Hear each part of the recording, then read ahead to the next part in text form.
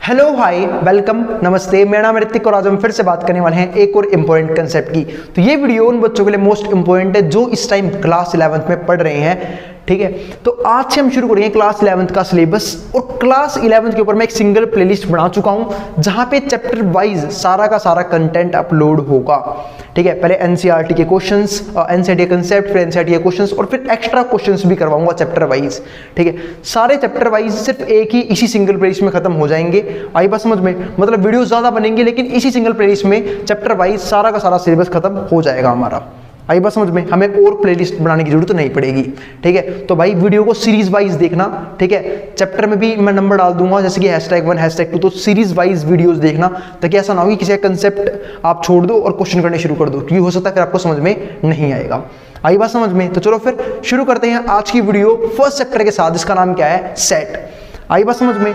ठीक है। तो चलो देखते हैं सेट में है क्या क्या। पहले तो हमें ये समझना है कि सेट में क्या क्या पढ़ना है हमें। क्यों? क्योंकि कोविड के बाद जो सिलेबस रिवाइज सिलेबस आया है उसमें बहुत सारा कंटेंट डिलीट कर दिया गया है। हाँ, मैं करवाऊंगा उसे भी, लेकिन बिल्कुल चैप्टर के आखिरी में, ठीक है। हाँ, क्योंकि कई बच्चे बोलेंगे भैया हमें तो जरूरत है ही नहीं करने की क्योंकि एग्जाम में आ ही नहीं रहा, तो कोई दिक्कत नहीं है, आप मत करना।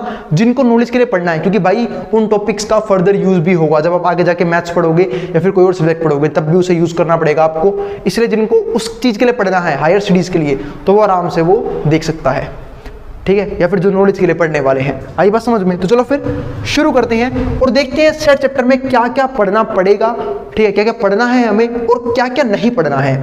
तो हमारे पास सेट चैप्टर में पहले जो एनसीईआरटी थी उसमें एक 1.1 से लेके 1.6 तक एक्सरसाइज थी, ठीक है। जिसमें से लास्ट वाली एक्सरसाइज जो कि मैं मानता हूं कि बड़ी मजेदार एक्सरसाइज थी प्रैक्टिकल प्रॉब्लम्स की, उसको अब सिलेबस से बाहर कर दिया गया है, ठीक है। ये टॉपिक अब हमारे सिलेबस का पार्ट नहीं है, लेकिन कई बार इसे क्वेश्चंस हायर स्टडीज में या फिर आगे कॉम्पिटिटिव एग्जाम्स में देखने को मिलते हैं। तो जिनको नॉलेज के लिए पढ़ना हो तो मैं ये वाला टॉपिक भी पढ़ाऊंगा, आप आराम से यूट्यूब पे देख सकते हैं, ठीक है। लेकिन उससे पहले हम बात करेंगे इन सारे टॉपिक्स की, बात बैकिंग की टॉपिक की। तो एक्सरसाइज 1.1 जहां पे हमें समझना होगा व्हाट इज सेट और रिप्रेजेंटेशन ऑफ सेट, कि सेट को रिप्रेजेंट कैसे करते हैं। एक्सरसाइज 1.2 जहां हम समझेंगे टाइप्स ऑफ सेट्स को, ठीक है। एक्सरसाइज 1.3 जहां पे हम टाइप्स ऑफ सेट को पढ़ेंगे, कुछ यहां पढ़ेंगे कुछ यहां पढ़ेंगे। एक्सरसाइज 1.4 जहां हम पढ़ेंगे ऑपरेशंस ऑफ सेट के कंसेप्ट को, और एक्सरसाइज 1.5 कॉम्प्लीमेंट ऑफ सेट। आई बात समझ में? और एक्सरसाइज 1.6 तो हमारे हिसाब से गायब है, ठीक है। तो चलो फिर आज से हम शुरू करेंगे एक्सरसाइज 1.1 का कंसेप्ट, ठीक है, जहां पे हम अलग अलग तरीके की बात करेंगे इस चैप्टर के अंदर। तो भाई वीडियोस जैसे जाए प्लेलिस्ट में तो सीरीज वाइज देखना, ठीक है। ऐसा ना हो कि पहली वीडियो देख ली फिर सीधा 5वीं वीडियो देख लेना, क्योंकि फिर दिक्कत होगी। हाँ, क्वेश्चंस अगर आपको आते हैं तो आप क्वेश्चन स्किप कर सकते हैं क्वेश्चंस वाली वीडियोस को, लेकिन कंसेप्ट वाली वीडियो आपको जरूर देखनी है। आई बात समझ में? हाँ, और डीरेट सिलेबस भी आप हटा सकते हैं, पर एक्स्ट्रा क्वेश्चंस जो मोस्ट इंपोर्टेंट होते हैं एग्जाम्स के पॉइंट ऑफ व्यू से, वो भी मैं करवाता हूं, ठीक है। तो उसे भी ध्यान से देखना। तो चलो फिर देखते हैं आज हमें क्या करना है, ठीक है। तो पहले तो हम ये समझते हैं कि भैया चलो आपने चैप्टर का नाम तो लिख दिया सेट्स, सेट चैप्टर तो आपने लिख दिया। अब बात है सेट का मतलब क्या होता है। क्या आपने कभी बचपन से ये वर्ड सुना है सेट? हम सेट वर्ड को बहुत ज्यादा यूज करते हैं, है ना, सुना होगा ना। अब कईयों को तो याद भी आ रहे होंगे कि कहाँ कहाँ हम सेट वर्ड यूज करते थे, ठीक है। जिसे हम बचपन में बोलते थे कि ये मेरे कपड़ों का सेट है, ये मेरी किताबों का सेट है, ये हमारे घर में बर्तनों का सेट है ना। तो ये सेट का मतलब क्या होता है? सेट का मतलब होता है कलेक्शन ऑफ ऑब्जेक्ट्स। जैसे कि ये मेरे खिलौनों का सेट है ना। जैसे हम किसी को टच नहीं करते, जैसे हम बचपन में जब बहुत छोटे थे तो हम अपनी किसी भी चीज को टच बिल्कुल नहीं करते थे किसी और को। इसमें क्या बोलते थे कि ये मेरा सेट है, इसे मत छेड़ियो, ये मेरे खिलौनों का सेट है, इसे मत छेड़ियो। तो सेट वर्ड हम बचपन में काफी ज्यादा यूज करते थे। क्या याद आ रहा है धीरे धीरे कि बात ये सेट होता क्या था? सेट था collection of objects, collection of objects. ऐसे ही मैथ्स में भी सेट का मतलब यही होता है, कलेक्शन ऑफ ऑब्जेक्ट। आई बात समझ में? क्या होता है? Collection of object. बहुत बढ़िया। पता भी हम मैथ्स में सेट क्यों यूज करते हैं? ताकि आपको पहचानने में कोई भी दिक्कत ना आए। मैथ्स में बहुत सारे सेट यूज होते हैं जो मैं भी समझाऊंगा अभी आप लोगों को, ठीक है। तो सेट का बेसिक सा मतलब क्या है? Collection of object. तो बात ये है कि सारे कलेक्शन ऑफ ऑब्जेक्ट सेट होते हैं? बिल्कुल नहीं मेरे भाई, डेफिनेशन अधूरी थी अब तक। ये देखो यहाँ पे क्या लिखा हुआ है, a set is a well defined collection of object. वो कैसा कलेक्शन होता है? Well defined collection of an object.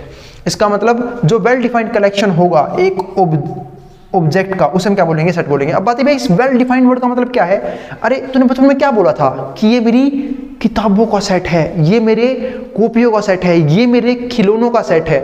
इस बात का मतलब क्या है? अरे एक बात बता, घर में तो बहुत सारे सामान होते हैं तो कलेक्शन तो वो सारा ही है ऑब्जेक्ट्स का, लेकिन जब हम कुछ स्पेसिफिक चीजें कुछ स्पेसिफिक प्लेस पर रख देते हैं, उसे हम क्या बोलते हैं, सेट। ठीक है, जैसे ये मेरी क्लास 11th की बुक्स का सेट है, ठीक है, ताकि जिस पे कोई भी कंट्रोवर्सी ना कर सके, कोई भी मुझसे लड़ ना सके कि इसमें ये किताब भी आनी, इसमें ये किताब भी आनी चाहिए। जैसे आपको एग्जांपल देता हूँ, ठीक है, आपने बोला कि ये मैं साइंस स्ट्रीम का हूँ और ये मेरी क्लास 11th की सारी साइंस स्ट्रीम की बुक्स हैं, जहाँ पे फिजिक्स की बुक है, केमिस्ट्री की बुक है, मैथ्स की बुक है, ठीक है, और इंग्लिश की बुक है, और कुछ भी हो सकता है, CS कंप्यूटर सॉफ्टवेयर, ठीक है, उसकी बुक है। तो बात ही, अब कोई भी बंदा इस पर कंट्रोवर्सी नहीं कर सकता कि इसमें आपका ये वाली बुक भी होनी चाहिए। अब पता लगा आपको बोल रहा है इसमें अकाउंट्स की बुक और होनी चाहिए थी, क्यों बोल रहा है भाई तू, मैं तो साइंस स्ट्रीम का हूं और साइंस स्ट्रीम में अकाउंट्स तो होती नहीं है, उसमें अकाउंट्स की बुक क्या करेगी। तो वेल डिफाइंड का मतलब यही होता है, ठीक है, कि कोई भी मुझसे ये ना बोल सके कि इसमें ये और आना चाहिए या फिर इसमें ये नहीं आना चाहिए। इसे हम क्या बोलते हैं, वेल डिफाइंड। जैसे आपको कुछ और एग्जांपल देता हूँ सेट के। हमने मैथ्स में बहुत सारे सेट पढ़े हुए हैं, मैं आपको याद दिलाता हूँ, याद है, एन से हम दिखाते हैं मैथ्स में किसको, नेचुरल नंबर के सेट को। किसको दिखाते हैं, नेचुरल नंबर के सेट को। सबको पता है ना नेचुरल नंबर क्या होता है, बचपन में पढ़ा था हमने जब बहुत छोटे से थे। कौन से होते हैं नेचुरल नंबर, जो 1 से शुरू होते हैं, है ना, 1 2 3 4 5 और चलते चलते चलते चलते चलते ही रहते हैं, इसे क्या बोलते हैं, नेचुरल नंबर। आई बात समझ में, ठीक है। तो उसे हम किसे दिखाते हैं, एन से। अब क्या कोई बंदा मुझसे आके बोलेगा इसमें 0 रहना चाहिए, ठीक है, मार वहां झापड़ उसके, क्यों होगा तो बहुत बड़ा मैथमेटिशियन अपने घर पे होगा, नेचुरल नंबर में कभी 0 आता ही नहीं है, तो कैसे बोल देगा इसमें आना चाहिए। अब कोई बंदा के मुझसे बोले इसमें 5 नहीं आना चाहिए, अच्छा तेरी मड़ी चलेगी अब नेचुरल नंबर में भी। तो नेचुरल नंबर में चाहे मैं बोल रहा हूँ, चाहे कोई और मैथ का टीचर बोल रहा है, चाहे कोई बोल रहा है दुनिया में, वो यही बोलेगा कि वो 1 से शुरू होते हैं और चलते रहते हैं इन्फिनाइट तक। आई बात समझ में, इसे हम क्या बोलते हैं, नेचुरल नंबर। इसके बाद नेचुरल नंबर का बड़ा भाई पैदा होता है, उसे हम क्या बोलते हैं, होल नंबर। होल नंबर सबको याद है ना, जो कहाँ से शुरू होते हैं, 0 से और चलते रहते हैं, है ना। होल नंबर कौन सा होता है, 0 शुरू होते हैं और चलते रहते हैं। जैसे नेचुरल नंबर वो शुरू हुआ एक सेट जो 1 से शुरू हुआ और चलता रहेगा, और होल नंबर इसमें बस नेचुरल नंबर में 0 और जोड़ दो, वो क्या बन जाता है, होल नंबर, और फिर ये भी क्या होते हैं, चलते रहते हैं, ठीक है। फिर हमारे पास एक सेट और आता है, किसका, याद है, इंटीजर्स, जिसे हम दिखाते हैं सेट में जेड की फॉर्म में। ध्यान रखना इस बात का, जेड की फॉर्म में। जेड का मतलब क्या है, इंटीजर्स। इंटीजर्स का मतलब क्या है कि अगर भाई होल नंबर में हम कुछ चीजें और ऐड कर दे, जैसे कि नेगेटिव नंबर्स, तो उसमें क्या बन जाएगा, वो हमारा क्या बन जाएगा, इंटीजर्स का सेट। इसका मतलब है इंटीजर ऐसे दिखाया जाता है, यहाँ पे 0 -1 -2 -3, यहाँ पे 1 2 3, और ये चलते चले जाएंगे, इस तरफ भी और इस तरफ भी रुकेगा नहीं भाई, चलता चला जाएगा नेगेटिव साइड भी। इसे हम क्या बोलते हैं, सेट किसका, इंटीजर्स का, ठीक है। तो ध्यान रखना, इंटीजर्स के सेट को हम जेड से दिखाते हैं। ऐसे हमारे पास एक चीज होती है जेड प्लस, है ना, जिसे बोलते हैं जेड प्लस सिक्योरिटी, वो वाला नहीं। जेड प्लस का मतलब क्या होता है कि इंटीजर, वो भी पॉजिटिव इंटीजर। आई बात समझ में, ये रहा। फिर हमारे पास एक सेट दिखाते हैं हम क्यू से। अब बात है क्यू से किसको दिखाते हैं, रैशनल नंबर को। किसको, रैशनल नंबर। याद है ना, रैशनल नंबर कौन से होते हैं, जिन्हें हम p/q की फॉर्म में लिख सकते हैं, और जहां पे q कभी भी 0 नहीं हो सकता, ठीक है। ध्यान रखना, नंबर जो किस फॉर्म में हो, p/q की फॉर्म में हो, और जहां पे हमारा q कभी भी 0 नहीं हो सकता, इसे हम क्या बोलते थे, रैशनल नंबर। फिर हमारे पास क्या आता था, इरेशनल नंबर, है ना, इरेशनल नंबर, ठीक है, इरेशनल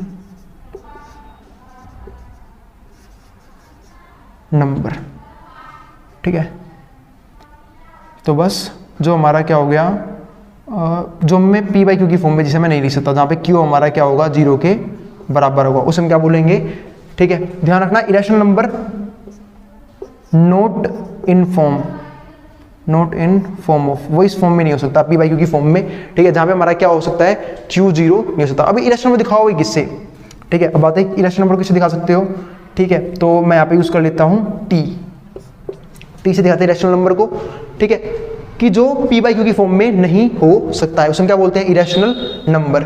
इसके बाद हमारे पास और क्या आ सकता है, इरेशनल नंबर के बाद रियल नंबर, जिसे हम r से दिखाते हैं, है ना, रियल नंबर जिसमें सारे ही नंबर आ जाते हैं, जो पूरा अखंड, ठीक है, संसार है नंबर्स का ही, जिसमें सारे नंबर आते हैं, whole number, natural number, odd, even, prime, composite, ठीक है, इंटीजर, रैशनल, इरेशनल, सब आते हैं उसमें, ठीक है, किसमें, रियल नंबर्स के ग्रुप में, ठीक है। उसे हम दिखाते हैं r से। तो r से किसको दिखाएंगे हम, रियल नंबर को। फिर इसमें एक और आता है c, जिसे हम दिखाते हैं कॉम्प्लेक्स नंबर को, उसकी बात हम अभी नहीं करेंगे, ठीक है, रियल नंबर, बस यहाँ तक रोकते हैं। तो ये सारे सेट है मैथ्स के। तो क्या इसमें भी मुझसे कोई लड़ सकता है? नहीं कि इसमें ये नंबर आना चाहिए, इसमें ये नंबर नहीं आना चाहिए। तो वेल डिफाइंड का मतलब यही होता है कि जिस बात पे मुझसे कोई भी बहस ना करे कि इस सेट के अंदर ये चीज भी आनी चाहिए और ये चीज नहीं आनी चाहिए, उसमें क्या बोलते हैं? Well defined collection of object. ठीक है, उसे हम सेट बोलते हैं कि भाई ये वेल डिफाइंड। क्योंकि मेरे पास कोई भी पर्टिकुलर कुछ चीजें हैं, वो कलेक्शन तो यूं ही बन जाएंगी, लेकिन हर कलेक्शन सेट नहीं बन सकता। इसका मतलब हर सेट कलेक्शन ऑफ ऑब्जेक्ट जरूर होता है, लेकिन हर कलेक्शन ऑफ ऑब्जेक्ट सेट हो ये जरूरी नहीं है। आई बात समझ में? ठीक है, बहुत बढ़िया। आपका यहाँ तक सेट का ये वाला पार्ट क्लियर हो गया कि सेट होता क्या है। अब जैसे भाई मुझसे कोई ये बात बोले, आपको कुछ और एग्जांपल देता हूँ कि भाई सेट बना दे top 10 best cricket batsman of world. आप कैसे बनाओगे? एक बात बताओ, किसी के लिए कोई बेस्ट होगा, किसी के लिए कोई बेस्ट होगा, किसी को सचिन तेंदुलकर पसंद होगा तो किसी को विराट कोहली, किस से लड़ोगे आप? ठीक है, तो इसलिए ये हमारा भाई कुछ ना कुछ आपको दे तो रखा हो, ठीक है, कि इस प्रॉपर्टी के हिसाब से वो बताना है, अब रन्स के हिसाब से बताना है, ठीक है, या फिर कोई भी एक तरीके से उसने ये लगा रखा हो आपके ऊपर कि बाउंडेशन कि आप इस तरीके से बताओ कि कौन टॉप 10 बैट्समैन है, तब तो बता भी दो। वैसे कैसे बताओगे कि किसी को तो कोई पसंद है, किसी को कोई पसंद है, कोई किसी को बेस्ट बोलेगा, कोई किसी को बेस्ट बोलेगा। अब मैं आपसे बोलूं कि best writers of India, top 10 best writers of India, अब किसी को कोई पसंद है, किसी को कोई पसंद है। अगर फिक्शन की बात करूं, कई लोगों को पसंद है, क्या नाम है, ठीक है, नाम भूल गया मैं दिमाग से, वो छोड़ो, ठीक है। जैसे कई लोगों को मुंशी प्रेमचंद पसंद आते हैं, और ही बहुत सारे राइटर्स हैं, ठीक है, हिंदी के, उन्हें वो सब पसंद आते हैं, ठीक है। अरे हाँ, याद आ गया नाम, चेतन भगत, फिक्शन में है ना, बहुत सारे बंदे उनके फॉलोवर हैं, ठीक है, तो कई लोगों को वही पसंद आते हैं। तो भाई सबकी अपनी अपनी बात है, ठीक है। तो हम इस बात पे कंट्रोवर्सी अभी भी हो सकती है, क्योंकि हो सकता है किसी को चेतन भगत पसंद ना हो, किसी को पसंद हो, तो भाई हम ऐसे एग्जाम्पल से दूर रहते हैं। आई बात समझ में? ठीक है, मतलब क्यों? क्योंकि जिन बातों पे लड़ाई हो उनसे हमें क्या रहना है, दूर रहना है। तो बहुत बढ़िया, तो वेल डिफाइंड कलेक्शन समझ में आ गया। हाँ, अगर मैं ये बोलूं कि all set of all male cricket batsman, अब ठीक है, अब ये सेट है क्योंकि अब सारे क्रिकेट बैट्समैन की बात हो गई, ठीक है, तो ये हो गया। या फिर मैं बोल दूं कि all novels written by Munshi Premchandra या फिर चेतन भगत, ये भी क्या है, सेट है, क्योंकि यहाँ पे सिर्फ वही बुक्स आएंगी जो चेतन भगत की लिखी हुई है। आई बात समझ में? तो हमें सिर्फ सेट ऐसे बनाने होते हैं जो वेल डिफाइंड कलेक्शन हो। क्या हो? Well defined collection. जब मैं एक्सरसाइज करवाऊंगा, हम इसके ऊपर और प्रकाश डालेंगे, यानी कि और डिटेल में बात करेंगे। प्रकाश मत डाल देना इसके ऊपर, डिटेल में बात करेंगे, ठीक है। पता लगे टॉर्च ऑन करके बैठ गए। अब पढ़ते हैं सेट के नेक्स्ट टॉपिक को। तो अब तक हमने क्या सीखा, हमें सेट्स में क्या पढ़ना है, ठीक है, और मैं कैसे पढ़ाने वाला हूं। सेट्स, कुछ इंपॉर्टेंट सेट के नाम पढ़ लिए, फिर हम पढ़ते हैं रिप्रेजेंटेशन ऑफ सेट, जो हमारा एक्सरसाइज व्हाट इज सेट भी हमारा क्लियर हो गया। सेट होता क्या क्लियर हो गया है। अब चलते हैं next topic, representation of set के ऊपर, कि सेट को रिप्रेजेंट कैसे कैसे कर सकते हैं। ध्यान रखना, सेट को रिप्रेजेंट करने के मात्र दो मेथड हैं। कौन कौन से? एक तो बात भी है रोस्टर मेथड, और दूसरा है सेट बिल्डर मेथड। कौन कौन से मेथड है? रोस्टर मेथड और सेट बिल्डर मेथड। अब बात भी है रोस्टर मेथड क्या होता है, तो वो समझते हैं। जब भी किसी सेट में हम सेट के मेंबर्स को या फिर एलिमेंट्स को सीधा लिख दे तो उसमें क्या बोलते हैं, रोस्टर फॉर्म। लेकिन कई बार जब हम उसे प्रॉपर्टी के फॉर्म में लिखने की कोशिश करें तो उसमें बोलते हैं सेट बिल्डर मेथड। अब देखो यहाँ पे रोस्टर मेथड में क्या हुआ, ए कोई सेट लिखा हुआ है, 1 2 3 4 5 चलता चला जा रहा है, मतलब नेचुरल नंबर का सेट है ये, और ये चलता चला जा रहा है। अब एक बात का ध्यान रखना, जब भी हम सेट के नाम को दिखाते हैं वो हमेशा कैपिटल अल्फाबेट में लिखा जाता है, लेकिन अगर सेट के अंदर एज अ एलिमेंट कोई अल्फाबेट यूज हो रहा है तो उसे हम स्मॉल लेटर में यूज करते हैं। इस बात का भी ध्यान रखना। अब ये ए कोई सेट था और इसे बोलते हैं करली ब्रैकेट। करली ब्रैकेट में एलिमेंट को मत करते हैं हमेशा, ठीक है। तो ये 1 2 3 4 5 5 एलिमेंट है। अगर मैं इसे सेट बिल्डर में मेथड में लिखने की कोशिश करूं तो मुझे इससे एक प्रॉपर्टी बनानी होगी, और प्रॉपर्टी क्या है इसकी, कि नेचुरल नंबर है, तो मैं क्या लिखूंगा, एक्स, इसको पढ़ते हैं हम such that x equals to n, जहां पे n किससे बिलोंग करता है, नेचुरल नंबर से, n बिलोंग्स टू, और इसे बोलते हैं बिलोंग्स टू का सिंबल। किसको आप बोलते हैं सिंबल, ध्यान रखना, ये सिंबल किसका है, बिलोंग्स टू, कि n जो है वो बिलोंग कर रहा है नेचुरल नंबर से। अब बात है बिलोंग्स के ऊपर मैं थोड़ा सा प्रकाश और डालने की कोशिश करता हूं। अगर मान चलो मैं कोई सेट लिखता हूं 1 2 3 4 5, तो क्या मैं बात बोल सकता हूं कि 3 belongs to this set A, तो बिल्कुल 3 बिलोंग्स टू A, क्यों, क्योंकि 3 A के पास है। क्या मैं बात बोल सकता हूं कि 10 बिलोंग नहीं कर रहा तो 10 नॉट बिलोंग्स टू A, बिल्कुल ये बात भी बोल सकता हूं। दोनों बात ही अपनी अपनी जगह जायज हैं। आई बात समझ में, बहुत बढ़िया। आगे देखते हैं, तो समझ में आ गया इस बिलोंग्स टू का मतलब क्या है, कि अगर वो उस सेट में हो तो हम वहां से बिलोंग कर रहा है, और नहीं हो तो बिलोंग नहीं कर रहा है। अगर देखते हैं ये यहाँ पे अब देखो, तो बी को सेट बनाया 2 4 8 16, चलता चला जा रहा है 2 4 8 16 और ये लगातार चल रहा है, ठीक है। अब कोई प्रॉपर्टी पहचान सकता है यहाँ पे कौन सी प्रॉपर्टी लग रही है? तो मैंने देखा सब 2 की पावर है, 2 की पावर 1, 2 की पावर 2, 2 की पावर 3, 2 की पावर 4। तो मैंने यहाँ पे क्या लिखा, x such that x equals to 2 की पावर n, x जो है 2 की पावर n है, वेयर जहाँ पे n जो है वो नेचुरल नंबर से बिलोंग कर रहा है। बहुत बढ़िया, अगले पार्ट पे चलते हैं। सी में क्या लिखा है? 1/2, 2/3, 3/4, 4/5। तो मैंने क्या देखा, हर एक पार्ट में डिनोमिनेटर न्यूमरेटर से एक ज्यादा है, हर एक पार्ट में डिनोमिनेटर न्यूमरेटर से एक ज्यादा है। तो यहाँ पे क्या लिख दूंगा, x सच दैट x जहां पे डिनोमिनेटर यानी कि न्यूमरेटर से एक ज्यादा है, तो n अगर न्यूमरेटर एक है तो डिनोमिनेटर क्या हो जाएगा, डिनोमिनेटर हो जाएगा n+1। इतनी बात तो पता होगी ना कि फ्रैक्शन के ऊपर वाले पार्ट को न्यूमरेटर और नीचे वाले पार्ट को डिनोमिनेटर बोलते हैं। और जहां पे देखो n की जो वैल्यू है वो 1 से लेके 4 तक है, तो n जो है वो 1 से लेके 4 तक है, ठीक है, और 1 के बराबर भी हो सकता है और 4 के बराबर भी हो सकता है। और यहाँ पे बाउंडेशन लगाना बहुत इंपॉर्टेंट है, वो क्या कि n नेचुरल नंबर से बिलोंग करेगा। क्योंकि मेरे भाई एक बात बता, अगर मैं 1 से लेकर 4 लिख रहा हूँ, 1 से लेकर 4 तो 2.5 भी आता है, 3.5 भी आता है। अगर तूने उसे यहाँ ले लिया तो नाश हो जाएगा, कुछ और एलिमेंट बन जाएंगे सेट के अंदर। पर हमें सिर्फ इसमें क्या चाहिए थे, नेचुरल नंबर। तो मैंने यहाँ पे क्या लिखा है, n है तो 1 और 4 के बीच में, पर है सिर्फ नेचुरल नंबर, ध्यान रखना। अब ऐसे ही डी पार्ट देखो, 1 4 9 16 25, ये कुछ नंबर चलते चले जा रहे हैं। तो मैं यहां से कौन सी प्रॉपर्टी समझ सकता हूं? तो मैंने ध्यान से गौर से देखा, मैंने देखा यार ये कुछ परफेक्ट स्क्वायर से बन रहे हैं। ये 1 का स्क्वायर होता है, ये 2 का स्क्वायर होता है, ये 3 का स्क्वायर होता है, ये 4 का स्क्वायर होता है और ये 5 का स्क्वायर होता है। मतलब ये क्या है, सारे के सारे परफेक्ट स्क्वायर है। तो मैं समझ गया डी पार्ट में क्या बनेगा, x such that x equals to n का स्क्वायर, है ना, n का स्क्वायर, जहाँ पे ये 1 का स्क्वायर है, 2 का स्क्वायर है, 3 का स्क्वायर है, 4 का है, 5 का, ऐसे 6 का आएगा, फिर 7 का आएगा, n का स्क्वायर, जहाँ पे n बिलोंग कर रहा है किससे, नेचुरल नंबर से। अगला सेट मैंने कहा ना, रोस्टर मेथड में हमेशा यहाँ पे आपको एलिमेंट लिखे हुए मिलेंगे और वहाँ पे आपको प्रॉपर्टीज की फॉर्म में उसे लिखना होगा, और वो हमेशा ऐसे ही लिखा जाता है, ठीक है। थोड़ा सा मुश्किल होता है लिखना, पर हम इसकी और क्वेश्चंस की प्रैक्टिस करेंगे तो आपको उम्मीद है अच्छे से क्लियर हो जाएगा कि लिखते कैसे हैं सेट बिल्डर मेथड में। अब यहाँ देखो AEIOU आए, कुछ याद आया इंग्लिश में पढ़ा था हमने बचपन में जब हम आर्टिकल्स पढ़ रहे थे, है ना, AEIOU, इसे हम क्या बोलते हैं, इंग्लिश अल्फाबेट के वोवल्स। तो बहुत बढ़िया, x such that x is vowels of English alphabet, बहुत बढ़िया, हमने इसको प्रॉपर्टी फॉर्म में लिख दिया। और देखो जब मैंने अंदर यूज किया ना अल्फाबेट, तो मैंने किस में लिखे हैं, स्मॉल लेटर्स में, ध्यान रखना, बताया था मैंने स्टार्टिंग में। आई बात समझ में? अब चलते हैं इस वीडियो के आखिरी टॉपिक में। और भाई अगर वीडियो पसंद आई हो तो वीडियो को लाइक करना और चैनल को सब्सक्राइब भी कर लेना। आगे देखते हैं, अब टाइप्स ऑफ सेट्स के बारे में पढ़ाई करते हैं। अब टाइप्स ऑफ सेट कौन कौन से होते हैं, तो पढ़े शुरू। तो अब करते हैं हम पढ़ाई शुरू वापस टाइप्स ऑफ सेट्स की। तो आपको बता दूं आपकी नॉलेज के लिए कि सेट्स के भी टाइप होते हैं। क्या होते हैं, सेट्स के भी टाइप्स होते हैं। अब बात है सेट के भी टाइप होते हैं, बिल्कुल मैं समझाता हूं अभी आपको। जिनमें से पहला क्या है, फाइनाइट सेट। अब नाम से पता लग रहा होगा आपको, ठीक है, कि पहला टाइप्स ऑफ सेट क्या है, फाइनाइट सेट। अब फाइनाइट सेट का मतलब क्या है कि जहां पे फाइनाइट एलिमेंट हो, एक ऐसा सेट जिसमें फाइनाइट यानी कि इतने नंबर हो जिन्हें मैं काउंट कर सकूं, उसे हम क्या बोलते हैं, फाइनाइट सेट। जैसे मैं एग्जांपल दूं, इसमें मैंने एक सेट लिख दिया 1 2 3 4 5, ये क्या है, फाइनाइट सेट है।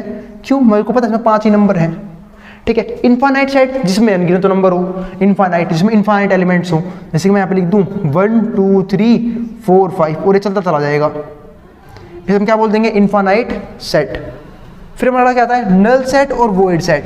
नल सेट और वॉइड सेट, नल सेट को हम क्या बोलते हैं, जो खाली हो, ठीक है, वॉइड बिल्कुल खाली पड़ा हो, कुछ ना हो उसके अंदर, उसको हम दिखाते हैं फाई से, ध्यान रखना, उसको हम दिखाते हैं किससे, फाई से। नल सेट को हमेशा फाई से दिखाया जाता है, फाई से या फिर इससे, खाली ब्रैकेट, इसके अंदर कुछ भी नहीं है, इससे। दो ही तरीके होते हैं, ठीक है। और ध्यान रखना, अगर फाई से दिखा रहे हो तो फाई के आसपास कोई भी करली ब्रैकेट यूज नहीं होगा। अब चलते हैं अगले सेट की तरफ, जिसे हम बोलते हैं सिंगलटन सेट। अब सिंगलटन सेट जो है ना, वो बना हुआ है सिंगल वर्ड से। सिंगल वर्ड सुना है ना, सिंगल वर्ड काफी प्यारा लगता है सिंगल वर्ड देखने में, है ना। कहोगे भैया अभी तो हम सब भी सिंगल ही हैं, सिंगलटन सेट। अब सिंगल क्या होगा हमारे पास, तो सिंगल हमारे पास सिंगल सेट वो होता है क्या, जहां पे सिर्फ एक सिंगल एलिमेंट हो। क्या हो, एक सिंगल, बेचारा, वेला, अकेला, उदास, हताश आदमी बैठा हुआ है एक ही, जैसे मान लो मैंने एक बिठा दिया, इसे क्या बोलते हैं, सिंगलटन सेट। जिस सेट में सिर्फ मात्र और मात्र एक एलिमेंट उपलब्ध हो, उसे क्या बोलते हैं, सिंगलटन सेट। तो हमारे 4 सेट खत्म हो गई, बस मात्र 4 और बाकी हैं। फिर हम चलेंगे अपने अपने घर, है ना। अरे वीडियो खत्म हो जाएगी भाई, पढ़ लियो ध्यान से आगे के। अगर देखते हैं मेरा सिंगल टेसेंट हो गया, अब हम चलते हैं इक्वल सेट्स के ऊपर। अब बात है इक्वल सेट क्या होते हैं, उससे पहले हमें पढ़ना होगा इक्विवेलेंट। इक्विवेलेंट सेट ये होते हैं, जैसे मान लो ए कोई सेट है 1 2 3। इक्विवेलेंट सेट वो सेट होते हैं जहां पे नंबर ऑफ एलिमेंट्स क्या हो, सेम हो। मतलब ए में है 1 2 3 और बी में है P Q R, number of element क्या हो, सेम हो। नंबर ऑफ एलिमेंट क्या हो, सेम हो। जैसे यहाँ पे देखो, यहाँ भी 3 एलिमेंट है, यहाँ भी 3 एलिमेंट है, तो क्या बन गया हमारे पास इक्विवेलेंट सेट्स। इक्विवेलेंट सेट के अंदर आ गया। अब बात है इक्वल सेट्स क्या होता है। इक्वल सेट्स इक्विवेलेंट का भी एक बड़ा भाई है। कह रहा है तू तो एंगल बैंगल कोई भी नंबर बराबर इक्वल होंगे तो सब बराबर हो जाएंगे, ठीक है। लेकिन इक्वल सेट में क्या होता है कि नंबर ऑफ एलिमेंट भी सेम होने चाहिए, नंबर ऑफ एलिमेंट भी सेम होने चाहिए और जो एलिमेंट्स है वो भी एक जैसे होने चाहिए। जैसे कि 1 2 3 यहाँ पे सिर्फ 1 2 3 के बराबर ही होगा, ठीक है। यहां से मैं आप लोगों को एक बात और समझा दूं, रिपीटिशन ऑफ एलिमेंट सेट में कोई भी इफेक्ट नहीं डालता है। अगर मैं 1 2 3 के अंदर ये बात फिर से लिख दूं, ये बात लिख दूं, मान लो 1 2 3 और 1 2 3 और 1 2, तो इसका मतलब अभी भी इसमें 3 एलिमेंट है। इस 1 2 को मैं चाहूं तो हटा सकता हूं, ला भी सकता हूं, हटा भी सकता हूं, ध्यान रखना इस बात का, ठीक है। तो 2 सेट और क्लियर हो गए हमारे, इक्वल सेट और इक्विवेलेंट सेट। अब चलते हैं सबसे 2 धुआंधार सेट्स पे जो काफी इंपॉर्टेंट है। एक होता है सबसेट, एक होता है पावर सेट। एक होता है सबसेट, एक होता है पावर सेट। सबसेट के ऊपर बात मैं इसी वीडियो में करूंगा, पावर सेट के बारे में थोड़ा सा बता दूंगा और बाकी बात हम इसकी जब कंसेप्ट आएगा तब करेंगे। अब सबसेट की बात कर लेते हैं। सबसेट का मतलब होता है भाई, सबसेट का मतलब क्या होता है, आपने सुना है ना बहुत सारे, एक होता है इंस्पेक्टर, एक होता है सब इंस्पेक्टर। क्यों लगाते हैं, क्योंकि जूनियर है वो। ऐसे ही सबसेट का मतलब क्या होता है कि एक सीनियर तो दूसरा जूनियर। जैसे मैं आपको एग्जांपल समझाता हूं, जैसे आपकी जो क्लास है तो पूरे स्कूल का पार्ट ही, आपकी क्लास है क्लास 11th, वो पूरे स्कूल का पार्ट है। तो इसका मतलब आपकी क्लास 11th सबसेट है किसका, पूरे स्कूल का। क्यों, क्योंकि आप ही क्लास 11th में कुछ ही बच्चे हैं और स्कूल के पास तो और भी बहुत सारे बच्चे हैं, तो आपकी क्लास 11th सबसेट है किसका, पूरे स्कूल का। और सबसेट कब बनता है, इससे मैं ये समझ गया कि जैसे मैं लिख सकता हूँ ए सबसेट ऑफ बी, ध्यान रखना ये सिंबल होता है सबसेट का, ए सबसेट ऑफ बी। इसका मतलब क्या है कि बी के पास ए के सारे एलिमेंट है। इस बात का मतलब क्या है कि बी के पास ए के सारे एलिमेंट, जैसे कि आपकी स्कूल सबसेट है किसका, आपकी क्लास सबसेट है आपके स्कूल का। क्यों, क्योंकि आपके स्कूल के पास आपकी क्लास के सारे एलिमेंट है और एक्स्ट्रा एलिमेंट्स भी हैं, ठीक है। इस बात का ध्यान रखना। और पावर सेट एक ऐसा सबसेट होता है, इसे हम दिखाते हैं पीए से, एक ऐसा सबसेट होता है जिसके पास किसी एक सेट ए के सारे सबसेट मौजूद हो। एक ऐसा सेट जिसके पास किसी एक सेट ए के सारे सबसेट मौजूद हो, ठीक है। इसके ऊपर मैं डीपली बात करूंगा जब मैं कंसेप्ट करवाने शुरू करूंगा, आई बात समझ में। अभी सिर्फ ये समझना पावर सेट होता क्या है। तो कोई पूछे पावर सेट क्या होता है तो समझ जाना कि एक ऐसा सेट जिसमें किसी भी सेट के सारे सबसेट्स मौजूद हों, ठीक है। बहुत बढ़िया, उम्मीद है आपको ये सारे टॉपिक कवर हो गए होंगे, ठीक है। और सेट चैप्टर का इंट्रो आपको समझ में आ गया होगा और धीरे धीरे हम कैसे खत्म करने वाले सेट चैप्टर को भी मैं समझा चुका हूं, ठीक है। मिलते हैं फिर अगली वीडियो में। अगर वीडियो पसंद आई हो तो वीडियो को लाइक करना और चैनल को सब्सक्राइब करना बिल्कुल ना भूलें, ठीक है। हाँ, कोई भी क्वेरी, कोई भी डाउट अगर रह जाए तो नीचे कमेंट बॉक्स में कमेंट डाल सकते हैं, या फिर चैनल के डिस्क्रिप्शन में मेरा इंस्टा का लिंक भी होगा, वहां पे जाकर मुझे फॉलो कर सकते हैं। मैं पूरी कोशिश करूंगा आपकी क्वेरी को रिजोल्व करने की। आई बात समझ में। मिलते हैं फिर अगली वीडियो में एक और नए और इंटरेस्टिंग कंसेप्ट के साथ सेट चैप्टर के। आई बात समझ में। और सारी वीडियोज इस सिंगल प्लेलिस्ट में डलेंगी क्लास 11th की, ठीक है, ताकि आपको ज़्यादा कहीं जाना ना पड़े, ज़्यादा कहीं ढूंढना ना पड़े। सिर्फ इसी प्लेलिस्ट में जो होगा क्लास 11th का इसी प्लेलिस्ट में होगा। आई बात समझ में। मिलते हैं फिर अगली वीडियो में। जिसको जो उतारना है वो उतार सकता है मटराम बोर्ड के सामने से।